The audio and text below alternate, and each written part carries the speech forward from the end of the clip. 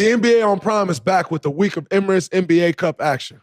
Quarterfinal doubleheaders on Tuesday and Wednesday, followed by a semifinal doubleheader Saturday and the championship game next Tuesday, only on Prime. Not a Prime member? Sign up for a 30-day free trial. Restrictions apply. See Amazon.com/Amazon Prime for details. What's up, everybody? Welcome back to the Draymond Green Show. On today's show, it's a mailbag edition of the show, so I'll be going through your questions and answering everything that you, the fans, want to know. So let's go. Let's get right into it. Our first question of the day comes from Matt_Ripley_24. What's your favorite memory with Coach Izzo? Man, so many memories with Coach Izzo. I think my favorite moment with Coach Izzo was I was sitting in a meeting. I was a recruit with my mom, my high school coach, assistant coach, Reverend Bryant from our school, all the Michigan State staff, and my mom did not want me to go to Michigan State. My mom actually wanted me to go to Michigan. To this day, I think I made the right choice, and I know to this day she know I made the right choice and believe I made the right choice, because these days she loved Michigan, and y'all know how much I love Michigan State. My mom loved Michigan State and be at Michigan State more than I do. And, you know, she walk in there, she the queen, you know, and so this meeting in particular, I had just reopened my recruitment from Kentucky. We were on an unofficial visit at Michigan State. We were sitting in Coach Izzo's film room, which I've spent 1 million hours in at this point. And we were sitting there having a meeting, and my mom went at Coach so crazy. And he was like, all right, you guys can leave then. And she was like, all right, fine, we out of here. Let's go, Day. And we get up and walking out, and he hop up, wait. She called his bluff. Wait. We can fix this. And he starts going into it, and my mom's like, I called you, ain't called me back. You a liar, this, that. And he's like, you call who? Who'd you call? Lori at the time was Coach Izzo's assistant. She's like, I talked to her. He's like, all right, fine, she's fired then. Coach was bluffing. Lori wasn't fired, and we didn't go anywhere, and the rest is history, right? But that was one of my favorite moments, because that moment right there really shows me who Coach Izzo is. He's tough as hell, tough as nails, extremely tough on the outside, but in the center, it's like this heart of gold. And he cares so much about people.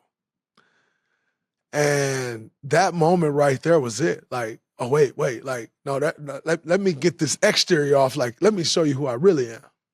And like I said, the rest is history. Our relationship has only grown from there. I'm forever grateful for our relationship, but I would say that's one of my favorites, because that's the beginning. And look what it's blossomed into today.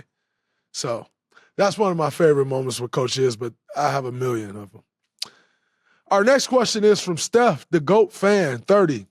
What's the most inspirational movie you've ever seen? I don't know that it has some inspirational moments in it, but I really love the entire message. And the one that I would go to is there's a couple. Remember the Titans.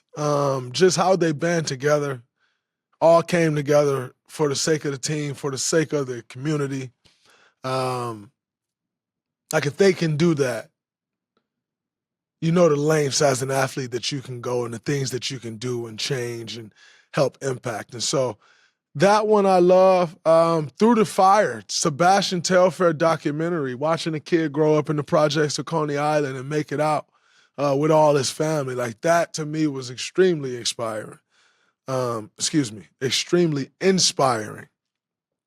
And like I know I still probably to this day can recite you word for word Through the Fire, Sebastian Telfair's documentary.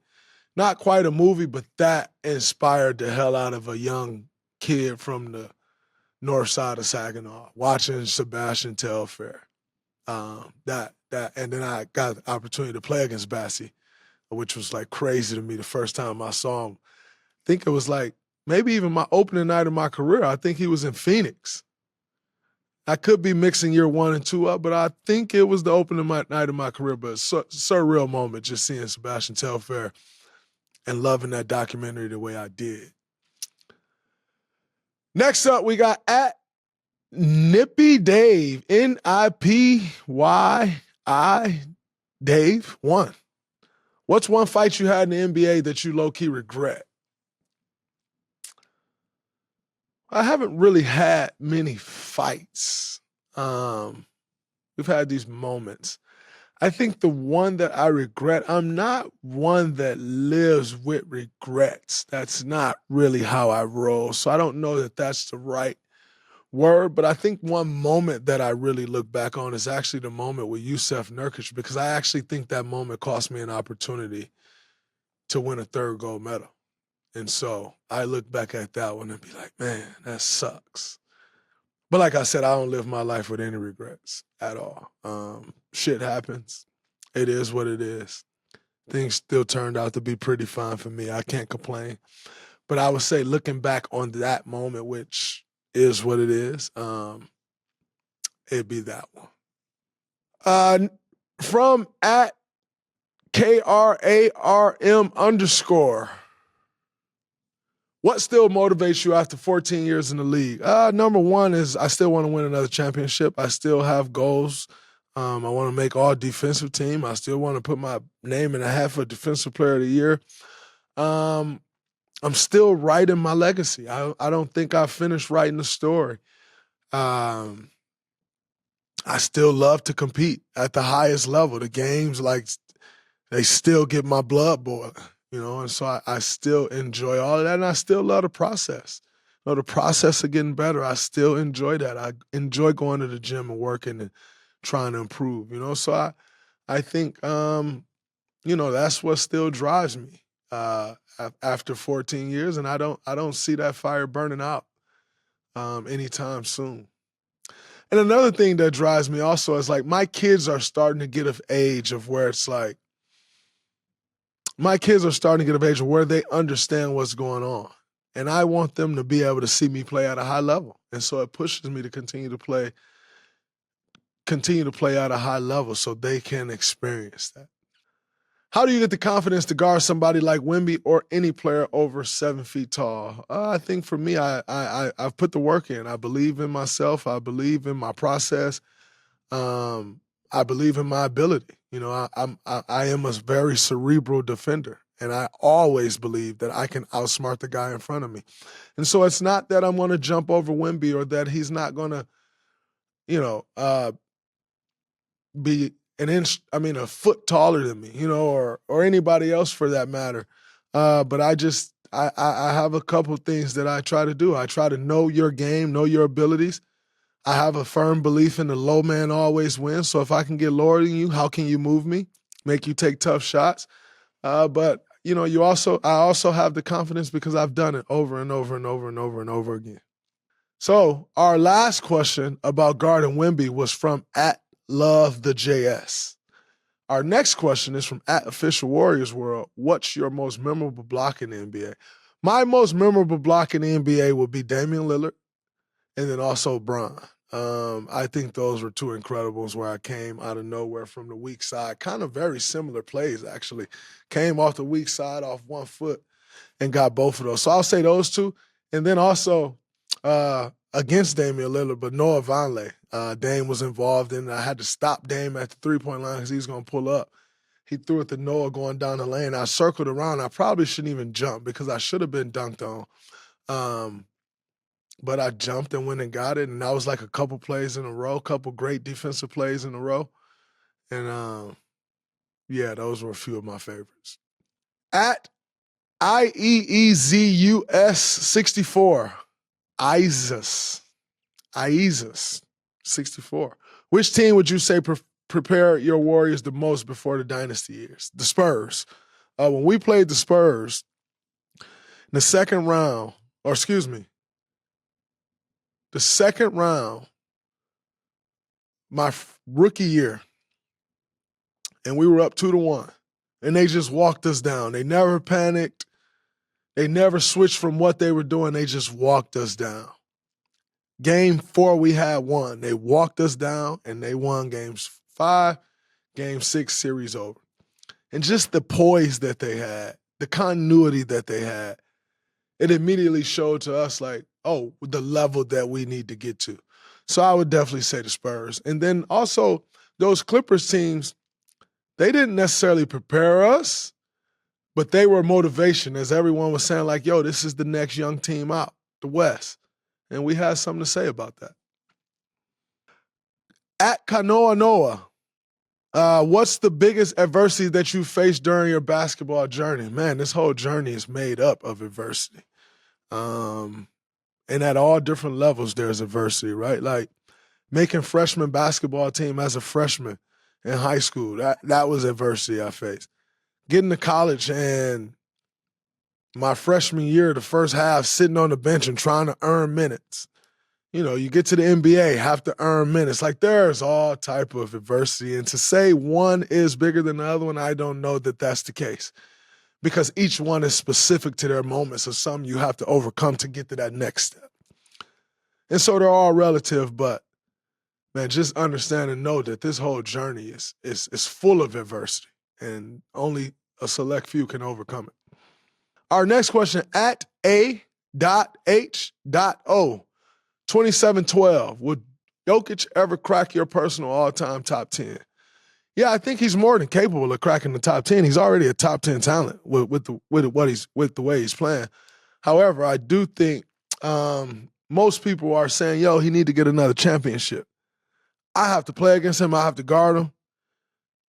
It's hard for me not to believe that Joker is a top 10 talent to ever play in the NBA. He's incredible. He controls every possession down the floor and what everyone else is doing. And there's just not many people that possess that skill set and actually win games. So I think he's definitely a top 10 talent. I think the resume, personal accolades are there as well. I think most people want to see him get another championship. Who's your favorite player on the Brooklyn Nets? And thoughts on Danny Wolf being called the Jewish Joker? I haven't seen Danny Wolf play outside of University of Michigan. I haven't really seen any Nets games. So, you know, we got the Jewish Joker now. We got the baby Joker. At some point, we just got to let people be themselves, right? Like, Joker is Joker, and I get it, but we can't have, like, all these different variations because it's only one of him. So, yeah, I haven't seen Danny Wolf to say he's not, but, like, enough, man. Like, Memo Okor was a great player. No one ever wants to compare anyone to Memo Okor. They're just Joker. Like, I have to fucking guard Joker, and you mean to tell me everybody's just Joker? Fuck out of here. No disrespect to Danny Wolf. I haven't played against him, but enough of comparing everybody to Joker. It's only the single greatest center to play the game in the last 15 years. Enough. Also, does Danny Wolf even play center? Like, I don't think Danny Wolf's a center.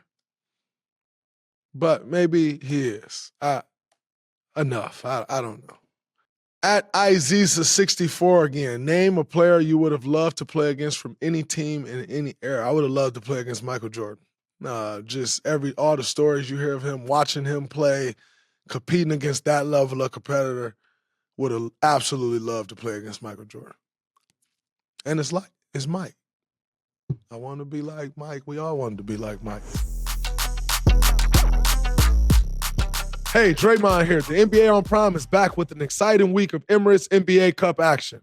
The knockout round starts with quarterfinal doubleheaders on Tuesday and Wednesday night. Then the quest for the cup heads to Vegas for a semifinal doubleheader on Saturday. And it all culminates with the championship game next Tuesday night. Man, these cup games get intense fast. Everybody's playing like there's a trophy on the line. And if you're not a Prime member, that's not a problem. Sign up for a 30-day free trial to get started today.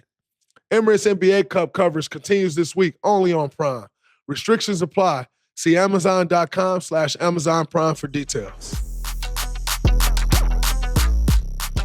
Evan O'Brien, 5250. What would your dream dunk contest lineup look like this year? My dream dunk contest lineup this year. I don't have one. All-Star, it just hasn't been great. The guys who's supposed to be in there haven't been great. I mean, the great guys that's supposed to be in, they just haven't done it. And so I think with that, it's kind of died down. Like, you got guys in there that's not in the NBA. It's crazy. I worked this hard to be an all-star. And you could just be in a dunk contest and not be on an NBA contract. We might as well go get like those guys that be doing all those crazy-ass dunks. So, yeah, I'm not too stoked about it. At Peachtree the Pavilion, do you prefer playing the 4 or 5? I am naturally a 4. I became who I became at the 4. I will always love playing the 4. I've played a bunch of 5. I've also become who I've become playing 5. Needless to say, I have always prided myself on being someone that, whether it's point guard, center, power forward, you name it, if my coach need me to go do that, I can go do it. And put me on the floor and I'll go figure that out. So I've always prided myself on that. Nothing changes for me today. I can do both. I'll continue to do both. And where I'm asked to fill in at, that's where I'll be. At Cook Terry, I love seeing your son DJ last night. Does he play basketball and love it as much as you do, or is he learning more leaning more into other sports? He's getting started in basketball. He has a natural feel for it, which is interesting to see because he doesn't play a ton at all, but he has a natural feel when he does. And we started working out a bit, and I think he can be really good at it if he wants to be. However, he loves soccer more. I would say that's his number one sport right now. But I personally think he should play basketball, but I could be biased, but I just think he could be really good at it. It naturally just comes to him. So we'll see. But nonetheless, he loved competing, and anything that he does sounds familiar. He's competing, and he's trying to compete at the highest level. So I can always love and respect and appreciate that because that will carry over to anything that he decides to do in life. At Sam asks, is small ball basketball the future, or does it vary from team to team? I think it varies from team to team. To me, it seems like the NBA is moving back towards a bigger league. You see some teams playing 2 bigs now, which you hadn't seen in some years. I think it's kind of moving back towards that direction. But in saying that, OKC still thrives in small ball, right? And so I think, you just got to have the right personnel. We play in a copycat league, monkey see, monkey do.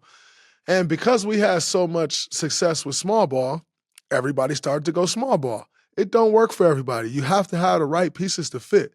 Like, as good as OKC is, what really unlocks their small ball lineup, and they do it a bunch of different ways, but Chet Holmgren and Alex Caruso unlocks those small ball lineups, and so you have to have players on your roster that can actually unlock those lineups and not just throw people in positions because they're similar size to someone else on another team that's thriving in a small ball lineup, which we've seen a lot of over the course of the years in the NBA. And I think help continue to add to our success because people were putting guys who are my size at center just because they're my size and they didn't know how to protect the rim. And we would get layup after layup after layup. And so I think you have to have the right personnel.